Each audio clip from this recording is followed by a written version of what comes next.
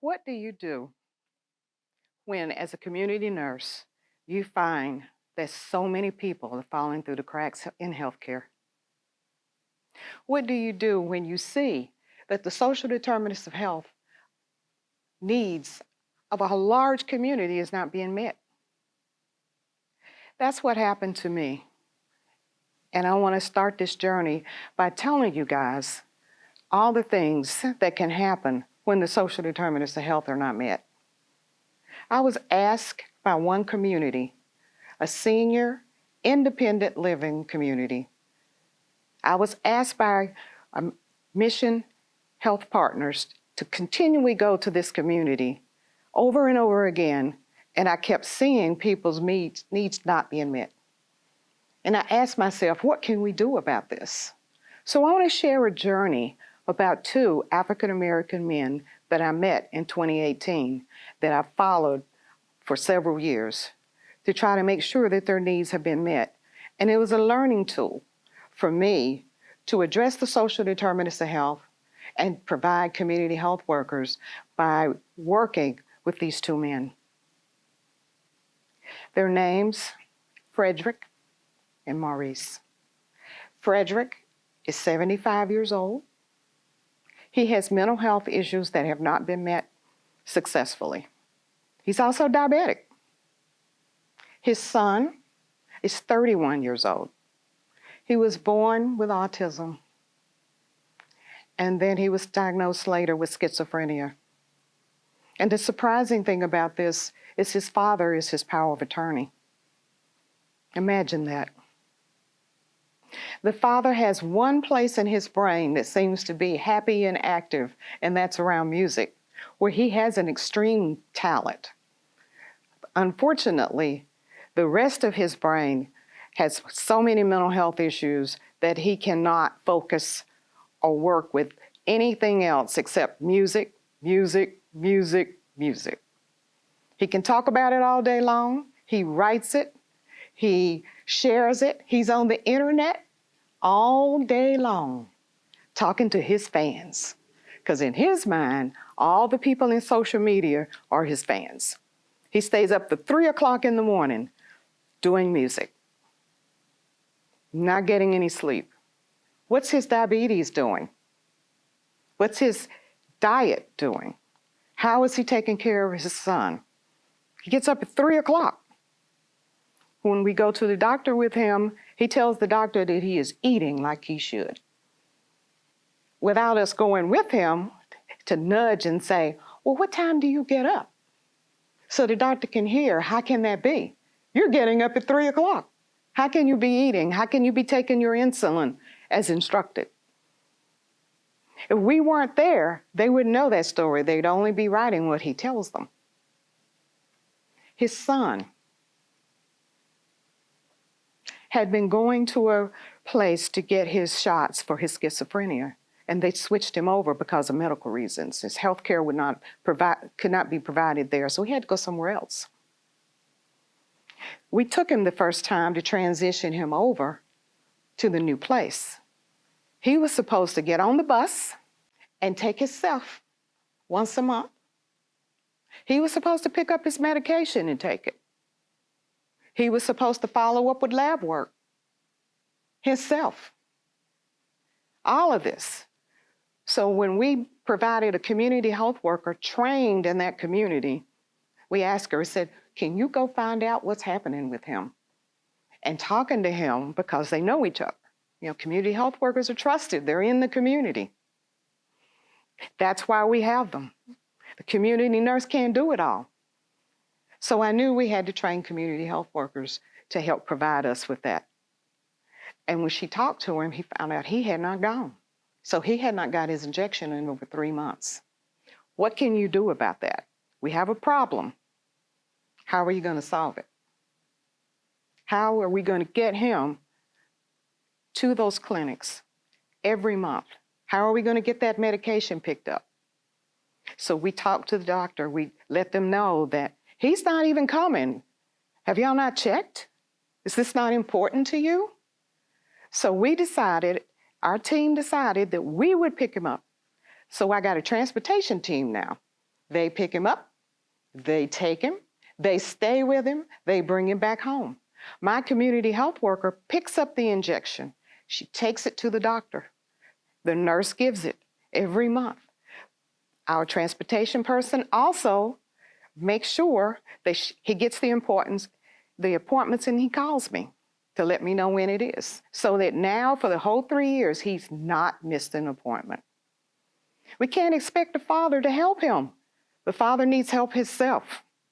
We started going to the doctor with him as well. I train the community health workers as I'm out there and I send you, listen, look, be engaged. Because these people have mental issues, they have cognitive issues, and a lot of them have drug abuse issues. So what do we do as a team to address all these issues?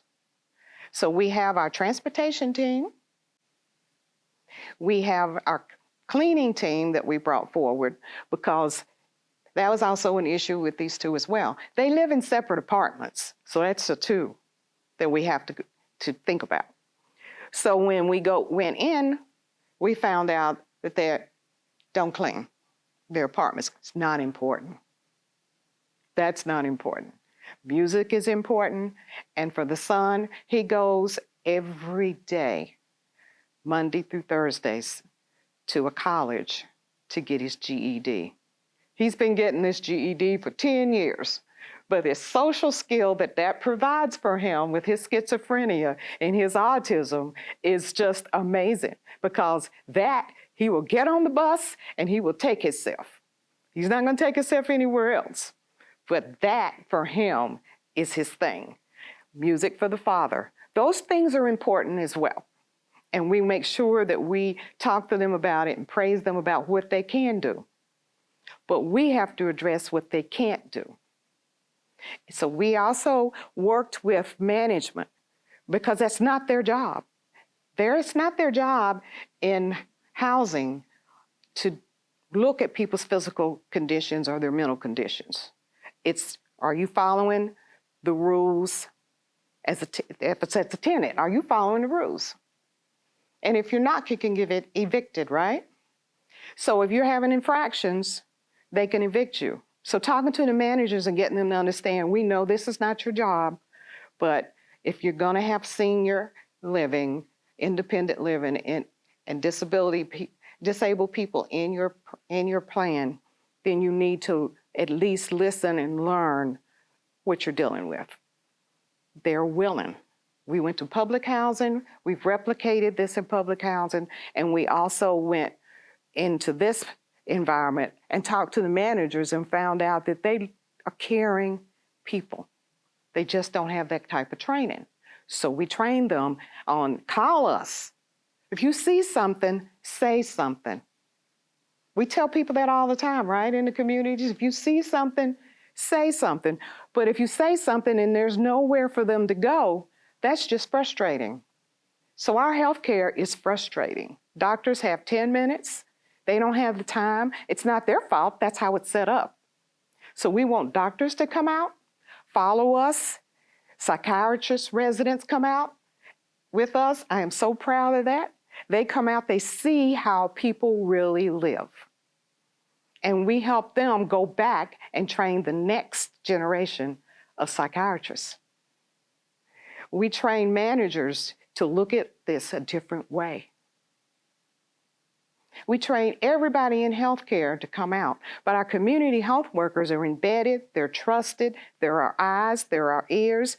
We have them on speed dial. They have the doctors on speed dial. The doctors text and call my community health workers and me all the time. 10 o'clock at night, I could be getting a text from a doctor wanting to know something about their client or wanting to know if we can do something for a client. That's how you build that team effort, and that's how everyone can work together to make sure that we're taking care of people in a different way. One that we can have more time. We don't have to worry about the 10 minutes if you're a nonprofit doing this work. You can build it the way you want. And by listening to your client and seeing what the client actually needs, you can build it around that concept. This is what they need. This is what you're wanting to provide for them, and then you build that model around that. And then those cracks become flowers. We're the flowers.